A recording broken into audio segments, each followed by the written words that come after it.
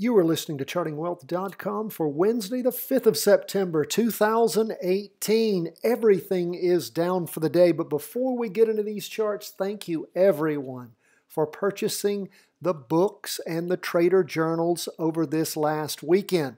Prior to recording the podcast, video, everything, all the training for the day, the daily market review, we actually mailed out to all of the purchasers your books, and of course we also emailed to everyone who has purchased the book over time. We're in our 5th printing right now.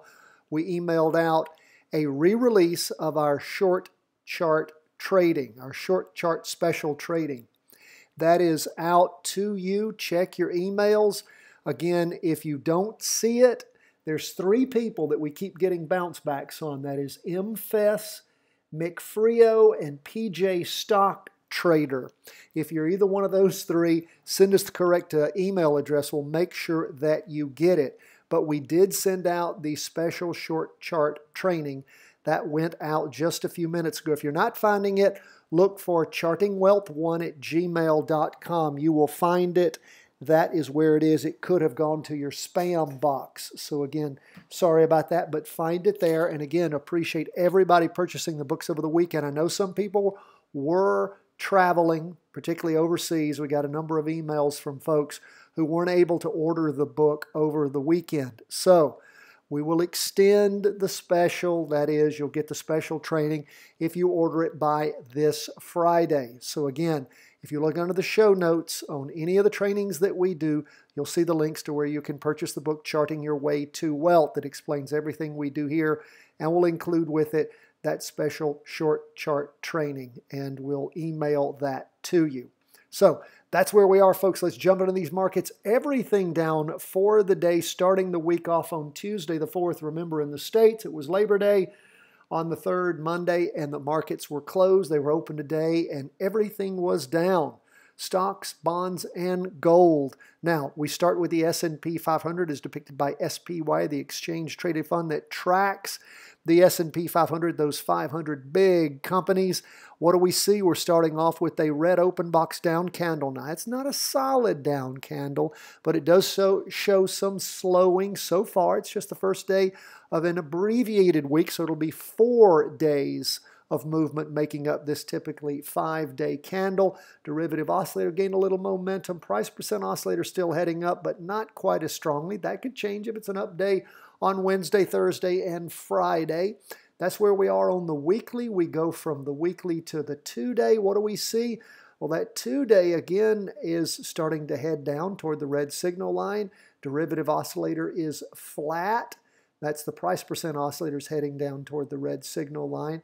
And of course, we had on Friday, we had our latest candle end. The current candle is only the first day in. It was a red open box candle. And again, meaning that some down movement underway. That was after the market topped on the 2-day candle ending on Thursday, the 31st. So again, we had, Thursday the 30th. So this latest candle is really only representing 1 day of movement. So the new candle starting on Tuesday the 4th is a red doji. Now it'll have 1 more day of movement before it is drawn fully. We can see the derivative oscillator falling off. And again, like we said, price percent oscillator heading down ever so slightly. Price movement is still above the weekly and the 2-day, so keep that in mind as we go to the 4-hour chart. What do we see there? Well, remember, we've been talking about the 4-hour chart when it rotated over going down back on Friday the 31st, and that is actually now we are seeing 3 days of down movement since the market peaked back on Wednesday the 29th on that 4-hour chart and then crossed over going down in the afternoon on Friday. Derivative oscillator gaining momentum, price percent oscillator heading down. Keep your eye on the price. If it does rotate back over going up, then of course we've got another jumping in point. This last one did quite well for us, jumping in somewhere around the 285 mark, peaking right there at the 291.74 mark. So quite nice. So again, keep things in mind. If you do see a rotation back over going up after a pullback, Might give us another chance to ride up the S&P 500. Who knows? We'll continue to follow the trend because that's what we do. What do we see going on the Qs, the Nasdaq 100? Well, going into the third week of up movement as far as the candles go. Now again, it was a down day for the Qs, 0.43%. Remember, a Heikin-Ashi candlestick tracks average pace, not peaking as high so far as it did in the prior week with that candle wick on top. But we do see derivative oscillator gaining momentum. Price percent oscillator still heading up, not as strongly as it had been. What's going on that 2-day chart? Pretty much flat, going up a little bit.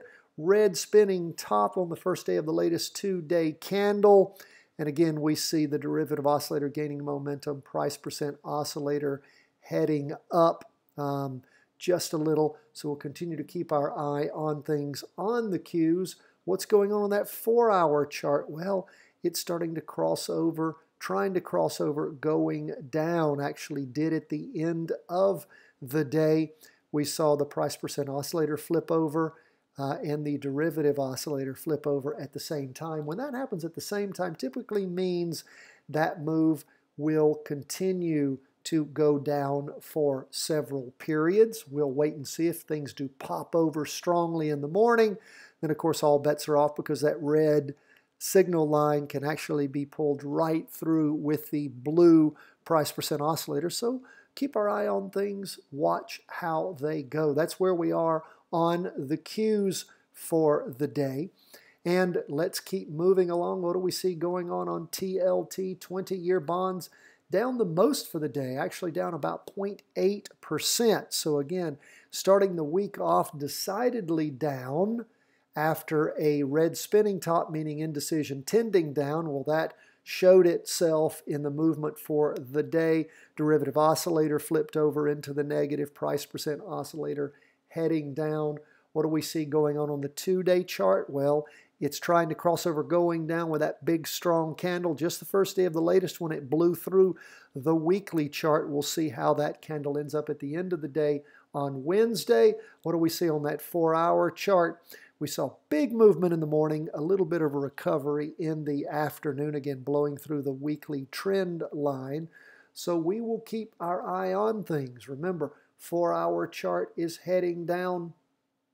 2-hour chart is trying to cross over, going down.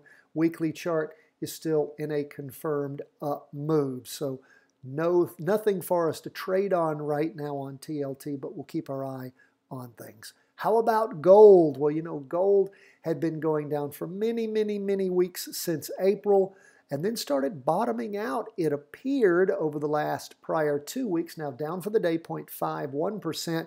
Derivative oscillator continuing to lose downward momentum. Price percent oscillator, however, on that weekly chart started moving down again just the first day of this abbreviated week. The 2-day chart is again still in a confirmed up move, the opposite of the weekly. We'll see if there's enough pressure to pull that over as we go through the week. So far forming a big red down candle, again blowing through that 2-day uptrend. Again, hasn't crossed over yet going down. As far as price movement goes, it sure has blown through it. And what's going on the 4-hour chart? Well, decidedly down in the morning, a little bit of a recovery in the afternoon, price percent oscillator heading down, and derivative oscillator heading down. So we'll continue to watch, see what we see. If that 2-day flips over, maybe we'll have some more shorting of gold available to us. Folks, that's where we are as we end the day on Tuesday in this abbreviated week and head on into Wednesday, the 5th. This is the first week of September for trading. Hope you're involved. Remember, fall-winter trading zone. We love it. Coming up. Typically the best time of year to trade. Why? Because you have nice, strong movements that typically go on for a while, unlike the summer doldrums that we're coming out of. God bless, my friends. All the best from the whole team here at Charting Wealth World Headquarters.